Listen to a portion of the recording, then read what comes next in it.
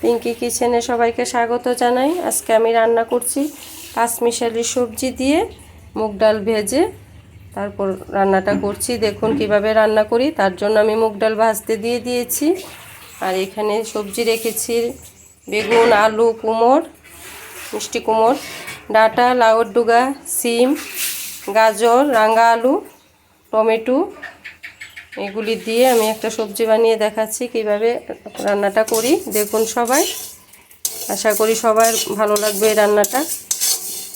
খুবই স্বাদের রান্না, দুপুরে গরম ভাতের সাথে খুবই জমে যায়, ইচ্ছে করলে রুটি পরোটার সাথেও খাওয়া যায়, খুবই ভালো লাগে রান্নাটা। দেখুন আমি মুগ ডালটা হালকা ভেজে তুলে নিই। গ্যাসের হিটটাকে মিডিয়ামে রেখে তারপর ভেজে নিচ্ছি ডালটা। মোটামুটি হয়ে এসেছে, ডাল ভাজা হয়ে গেছে। দেখুন এরকম ভাজা হবে, বেশি ভাজা হলে ভালো লাগবে না, তেতো লাগবে। এখন এটা প্রেসার কুকারে একটা সিটি দিয়ে নেব, ডাল যাতে একদম গলে না যায়, সেদ্ধ হবে কিন্তু ডালটা থাকবে আস্তে আস্তে। যে প্রেসার কুকারে ডালটা সিটি দিয়ে দিচ্ছি, নুন দিয়ে দিয়েছি। এখন একটা সিটি উঠলে নামিয়ে নেব। আমার একটা সিটি উঠে গেছে, আর একটা সিটি উঠছে, নামিয়ে নেব এখন।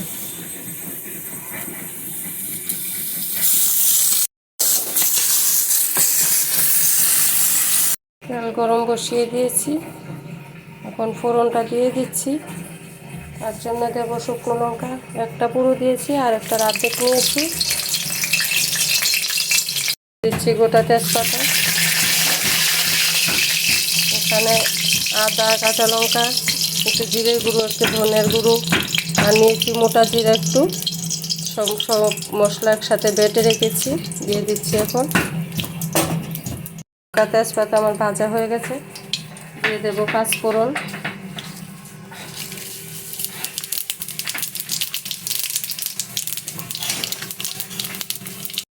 দিয়ে দিচ্ছি মশলা বাটাটা, একটু চিনি, দিয়ে দেবো হলুদ,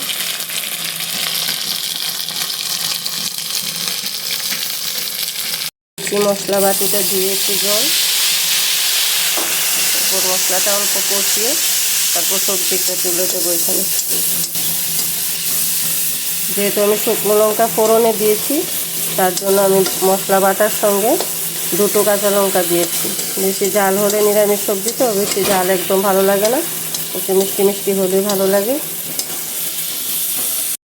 মশলাটা আমি বেশি ভাজবো না, যেহেতু আমি সবজির সাথে আবার মশলাটাকে একটু কষাবো।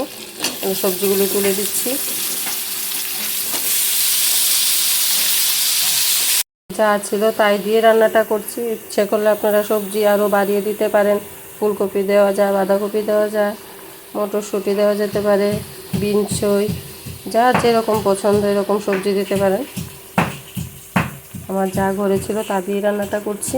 দিয়ে দিচ্ছি একটু নুন, যেহেতু ডালের মধ্যে নুন দিয়েছি সেদ্ধ করার জন্য, এখানে আমি অল্প পরিমাণ নুন দিলাম। দিয়ে সবজিটার সাথে মশলাটাকে কষিয়ে তারপর ঢাকনা দিয়ে দেব।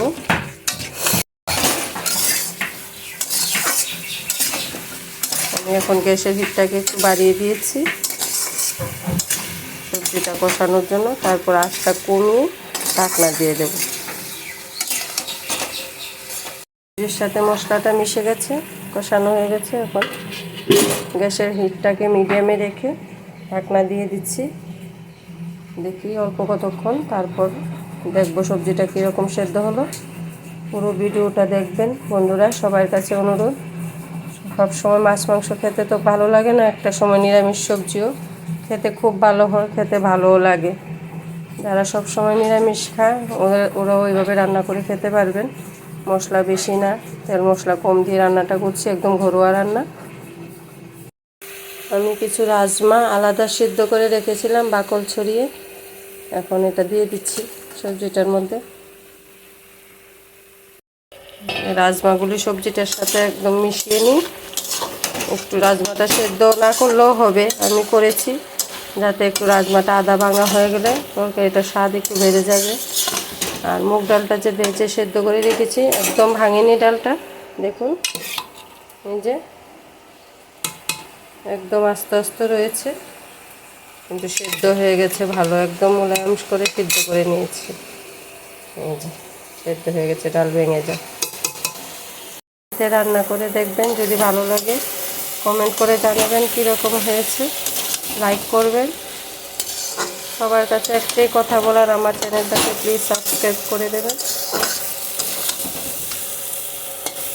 সবজিটার মধ্যে এখন ডালটা দিয়ে দেব।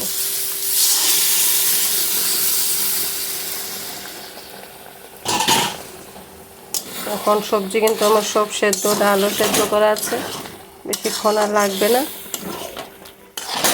অল্প পরিমাণ নুন দেব আর একটু চিনি দেব। নিরামিষ রান্নার তো এইটাই, চিনি না দিলে তরকারি স্বাদই আসবে না। শীত চলে যাচ্ছে এখন, তার জন্য আমার সিম তো আর পাবো না। এই রান্নাটার মধ্যে সিম পড়লে ভালো লাগে। দিয়ে দিয়েছি নুন, এখন অল্প পরিমাণ চিনি দেব, কারণ আমি ফোড়নও একটু চিনি দিয়েছি।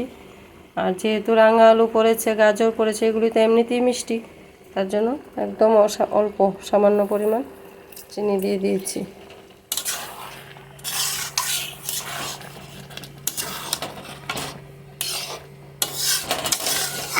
খুব ভালো হয় খেতে, রান্না করে দেখবে।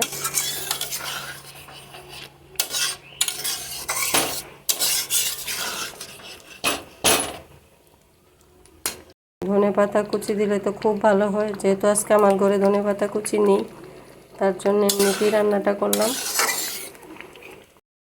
এই যে সবজি আমার রান্না হয়ে গেছে। আজকের মতো ভিডিওটা এখানেই শেষ। প্লিজ আমার চ্যানেলটাকে একটা সাবস্ক্রাইব করে দেবেন বন্ধুরা। এই যে এরকম থাকবে, তখন নামিয়ে নেবেন, বেশি শুকনো হলে ভালো লাগবে না।